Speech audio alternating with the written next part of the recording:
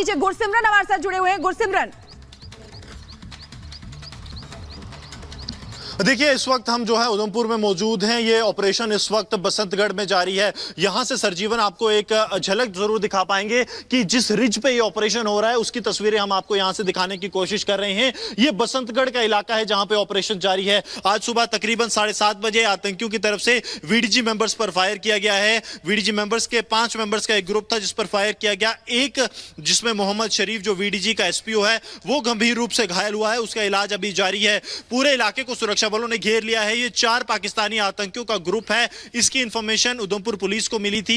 ये ग्रुप जो है तीसरे हफ्ते, अप्रैल के तीसरे हफ्ते में या तो पंजाब से या जम्मू अंतरराष्ट्रीय सीमा यानी कि बमियाल और कठुआ का जो इलाका लगता है, पठानकोट कठुआ का, वहां से ये घुसपैठ कर भारतीय सरजमीन पर दाखिल हुआ है। लगातार ये डोडा या फिर वहां से कश्मीर घाटी जाने की कोशिश कर रहा था। भारतीय सेना तकरीबन पिछले 5 से 6 दिन से इस ग्रुप को ट्रैक कर रही थी और जब इसकी इंफॉर्मेशन लोकल वीडीजी मेंबर्स को मिली तो उनकी तरफ से जो है पूरे इलाके में सर्च किया गया। सर्च के दौरान एक ढोक में ये आतंकी छिपे बैठे थे और इन्होंने सुरक्षा बलों पर फायरिंग की, वीडीजी मेंबर्स पर फायरिंग की। अब अगर लेटेस्ट अपडेट आपको बताएं तो भारतीय सेना के जो स्पेशल फोर्सेस हैं, जिन्हें की पैरा फोर्सेस कहा जाता है, वो इस वक्त ऑपरेशन साइट पर पहुंच गई हैं। थोड़ी देर बाद भारतीय सेना के जो स्पेशल ट्रूप्स हैं उनको एयर ड्रॉप भी किया जाएगा। ये बड़ा ऑपरेशन, बिल्कुल एक बड़ा ऑपरेशन है। 4 आतंकी छिपे हुए हैं। ये जानकारी गुरसिमरन लगातार हमें दे रहे हैं। बहुत बहुत शुक्रिया गुरसिमरन, हमारे साथ जुड़ने के लिए, अपडेट देने के लिए।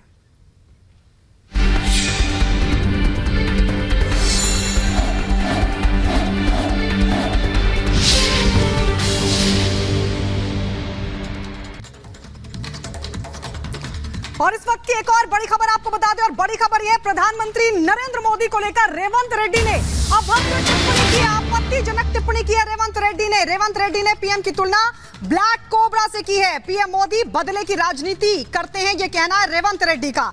संविधान बदलने के लिए 400 सीट जीतना चाहते हैं, दलितों पिछड़ों का आरक्षण खत्म करना चाहते हैं पीएम। रेवंत रेड्डी ने आपत्तिजनक टिप्पणी की है प्रधानमंत्री नरेंद्र मोदी को लेकर। पीएम पर आपत्तिजनक टिप्पणी करते हुए रेवंत रेड्डी ने पीएम की तुलना ब्लैक कोबरा से की है। इसके अलावा पीएम पर बदले की राजनीति का आरोप भी लगाया है। संविधान बदलने के लिए 400 सीट चाहते हैं, यह कहना है रेवंत रेड्डी का। रेवंत रेड्डी ने यह भी आरोप लगाया कि दलितों पिछड़ों का आरक्षण खत्म करना चाहते हैं पीएम। तो रेवंत रेड्डी की तरफ से प्रधानमंत्री मोदी पर आपत्तिजनक टिप्पणी, और इससे पहले भी कांग्रेस के तमाम नेता अभद्र टिप्पणी प्रधानमंत्री मोदी को लेकर करते रहे। रेवंत रेड्डी क्या कह रहे हैं इस बीच, सुनवाते हैं आपको।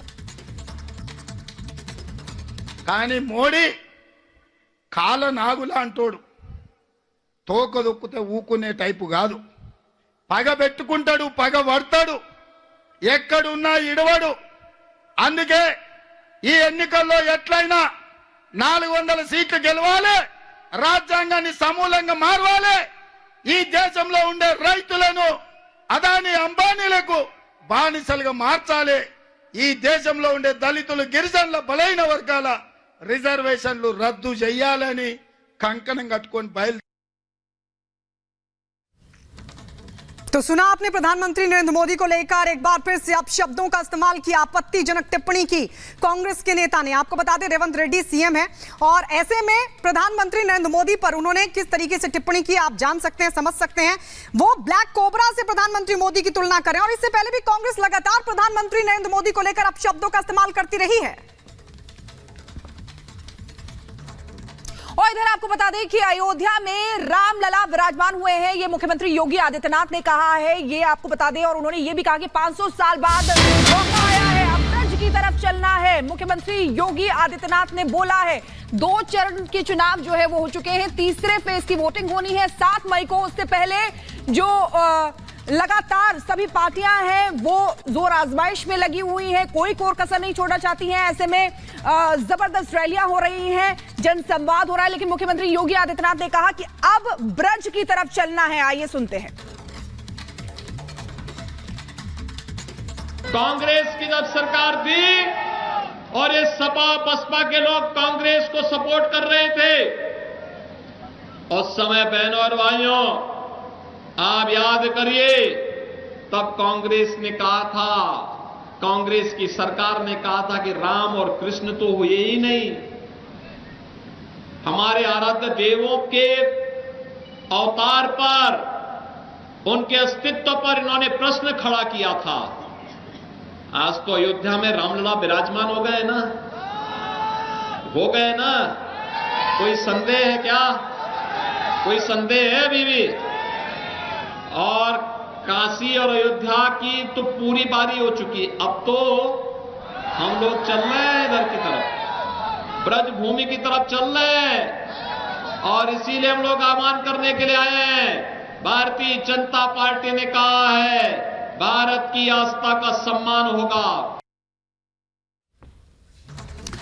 वहीं 2 चरणों का चुनाव मतदान अभी तक हो चुका है। वहीं तीसरे चरण के लिए तमाम दिग्गज अपनी ताकत झोंक रहे हैं। अगर उत्तर प्रदेश की बात करें तो बीजेपी की तरफ से जहां पर 80 सीटों पर फोकस किया गया है, तो यह चरण इस बार समाजवादी पार्टी के लिए, सैफई परिवार के लिए, मुलायम परिवार के लिए खास होने वाला है, क्योंकि इसमें उनके 3 दिग्गजों की किस्मत दांव पर है। रिपोर्ट के जरिए आप देखिए।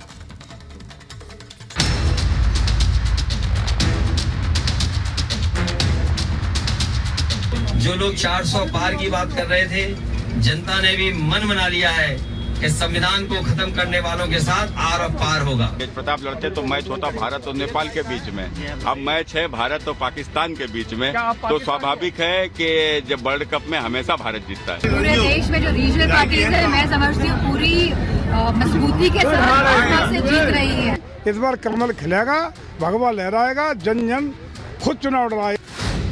मैनपुरी, एटा, बदायूं, कन्नौज, फिरोजाबाद। उत्तर प्रदेश के ब्रज और रुहेलखंड क्षेत्र में आने वाली ये वो कुछ सीटें हैं जो समाजवादी पार्टी का गढ़ कही जाती हैं। लेकिन पिछले कुछ चुनावों से इनमें से कुछ सीटें सपा के हाथ से निकल चुकी हैं और उसी किले को वापस पाने के लिए अखिलेश एंड फैमिली पूरा जोर लगा रही है। तो बीजेपी की तरफ से गृह मंत्री अमित शाह और सीएम योगी आदित्यनाथ ने कमान संभाली हुई है। लगातार बीजेपी के दिग्गज नेता यादव लैंड वाली सीटों पर चुनाव प्रचार में जुटे हैं।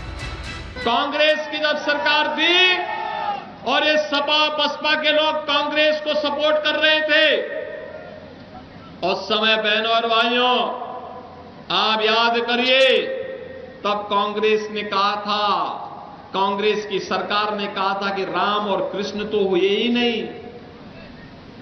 हमारे आराध्य देवों के अवतार पर, उनके अस्तित्व पर इन्होंने प्रश्न खड़ा किया था। आज तो अयोध्या में रामलला विराजमान हो गए ना, हो गए ना। कोई संदेह है क्या? कोई संदेह है अभी भी?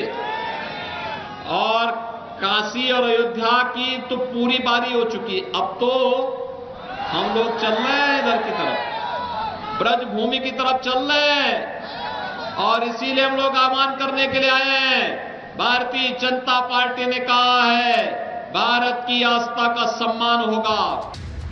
दिल्ली की सत्ता में आने का है, लेकिन अखिलेश यादव के लिए ये चुनाव साख का प्रश्न है, क्योंकि नेताजी के बिना अखिलेश यादव का ये पहला चुनाव होगा जो किसी अग्नि परीक्षा से कम नहीं। और शायद इसीलिए अखिलेश यादव लैंड की उन सीटों पर फोकस कर रहे हैं जिन पर तीसरे चरण में 7 मई को वोटिंग होनी है। तीसरे चरण में यूपी की 10 सीटों पर मतदान होगा, जिसमें सैफई परिवार की सबसे बड़ी अग्नि परीक्षा होने वाली है।